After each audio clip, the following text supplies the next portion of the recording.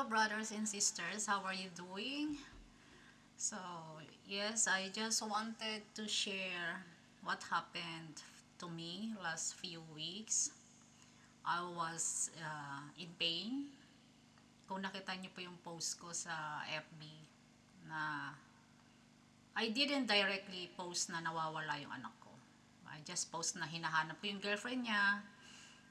May tatanong lang ako. But some friends already comment like, yeah, where is your son? Da da da. And then from there, people knows already na nawawala yung anak ko or hinahanap ko yung anak ko.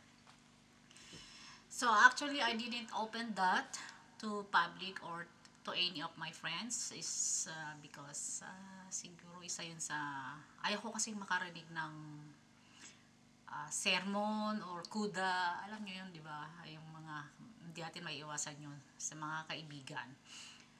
Para sa akin kasi, na, makakabigat lang, makakadagdag lang nung kung ano yung nararamdaman mo or nakaka-trigger, more trigger sa feeling ng being down. I don't wanna feel down, I don't want to feel sad. So yun na nga. So parang nag-boom, nag-ano yung post ko. Ang daming nag-comment and of course, ang daming nag-offer ng prayer. And yung iba naman, kusang nag-pray. Thank you so much. Kahit wala silang sinabi sa akin, nag-pray sila na yan, para nga makita yung anak ko, matagpuan o whatever. So yun. Gusto ko lang i-share yung 1 Peter 5, 6, 7. Chapter 5, verse 6 and 7. Humble yourselves, therefore, under God's mighty hand, that He may lift you up in due time. Cast all your anxiety on Him, because He cares for you. So, para sa akin, maraming ano to sa akin. Kasi actually, kung kung kilala niyo ako talaga or kung may nakakapag subaybay man sa mga post ko dito sa Facebook at saka dito sa YT. Talaga pong napakalaki ng guilt ko sa mga anak ko. Or laki ng guilt ko kay God, hindi lang sa mga anak ko. Na yung mga anak ko kasi, yung mga anak kasi natin actually, 'di ba? Mga ano 'yan, mga pinagkatiwala. Lahat ng ari-arian natin dito sa mundong ito is pinagkatiwala lang sa atin ni Lord. Para sa akin, na hindi ko nagampanan ng maayos yung aking ang aking katungkulan or tungkulin sa aking mga anak. Ginawa ko yung aking palagay ko tama noon na akala ko kasi nga single mom, so para sa akin talaga mga single mom, ingat po sa deceiveness ng mundong ito. So pag single mom ka, double job, you stands as a mom and as a father. So yun, alam yung lumaki yung mga anak ko dito sa Japan na wala silang kasama sa bahay. Nasaan ako? Nag-work or I'm chasing my own dream, I'm chasing my own happiness. Akala ko para sa kanila. Pero kung way back, kung ngayon na pagmamasdan ko, parang hindi naman para sa kanila yung ginawa ko, parang para sa akin. Kasi nawalan talaga ako ng oras sa kanila, wala akong oras, hindi ko sila naalagaan. So ang mga batang walang magulang sa loob ng bahay, maghahanap ng ano yan, maghahanap ng pamilya sa labas yan. So yun yung malaking guilt ko, lalong-lalo na dun actually sa bawat isa sa mga anak ko talaga. Or yeah, especially nga siguro dito sa anak kong nawawala kasi he was 8 years old or 7 nang dumating dito sa Japan. And then, he becomes so independent. Kasi nga, yan, tinuruan ko, bago pumunta rito sa Japan, tinuruan ko magsaing, tinuruan ko magluto ng ulam, at least pritong itlog, sausage, yung mga ganun, mga madadali lang para makasurvive siya kahit wala ako, makakapagluto siya, makakakain siya. So, I taught him that way. So, parang yung naging lifestyle namin. So, kahit tulog ako, may kakainin siya. Yung kailangan ko magpahinga, alam mo yung 2 hours lang or 4 hours na lang itutulog mo. Kailangan kong itulog yun. Dahil may work na naman, something like that.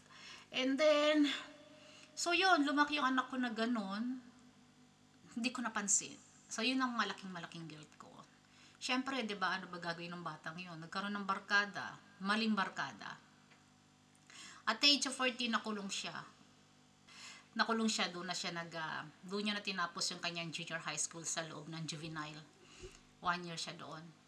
Masakit, pero para sa akin, dahil nga wala akong katulong sa pagpapalaki sa kanya, so yun na, okay lang na nandoon siya. So, para sa akin, he need to learn his lesson. Pero yun na nga, no, balik tayo. Yung mga maling nagawa ko, tayong mga magulang, akala natin, financial lang ang kailangan ng mga bata. Kailangan nila tayo. Kaya, we need to go back to the basic. Bumalik tayo sa basic. Ang tatay, ang provider, ang nanay nasa bahay, nagkakalinga sa mga bata. Nagga-guide sa mga bata. Bakit maraming bata ngayon ang matigas ang ulo? Bakit maraming bata ngayon ang naliligaw ng landas? Dahil walang nanay na nag-guide sa loob ng bahay. Kailangan natin, sino ba dapat sisihin sa ganitong sistema? Kahit nga kompleto ang buong pamilya, kahit nga may couple na nagsasama pa, buo pa nandyan pang nanay tatay. Ngayon, sa panahon natin ngayon, lahat nagtatrabaho, nanay at tatay, di ba? Paano pa kung single mom ka? Ang mas mahirap, di ba? Na walang kasama yung, talagang totally walang kasama yung bata sa bahay. So, ayun, ang hirap. Yun yung malaking guilt ko. Napabayaan ko sila, wala silang guidance. Talagang napakalaki ng guilt ko. So, yun na nga. Nung naipost ko na yung sa Facebook, yung hinahanap ko yung girlfriend ng anak ko, currently girlfriend, hindi ko siya kilala, Japanese pa, hindi pa ako marunong mag-Japanese, so at yung mga kaibigan ng anak ko, lahat Japanese, so wala talaga, hindi ko talaga sila alam kung paano ko sila kukontakin. The anxiety, yung anxiety talaga, grabe, natake ako ng anxiety, kung ano ang naiisip mo pag hindi mo alam kung nasaan yung anak mo, diba? Hindi mo alam kung ano na nangyari sa kanya, nakatay na ba siya, 'di ba? Worst scenario. Na-aksidente ba? Nagda-drugs ba? Na-overdose ba sa drugs? Yung tatay niya kasi na-overdose sa drugs, parang baka mamaya ganun din ang mangyari. Sobrang takot ko. But nung nawawala ang anak ko, more on guilt talaga ang nararamdaman ko. More on guilt. Kasalanan ko talaga. Parang yun, kasalanan ko kung bakit naging ganon ang buhay ng anak ko. Yun, sobrang guilt. Yung iyak ko, guilt.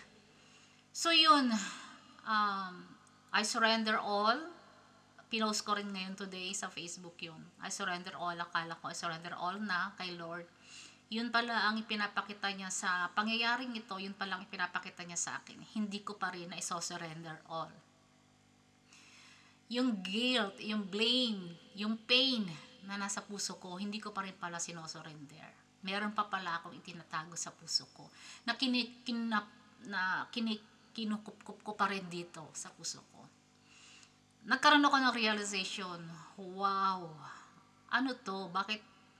And then, I think Satan keep using it para magkaroon ako lalo ng matinding yun na, mas matindi pa ang guilt. Yung guilt, parang pinagpapatong-patong pa.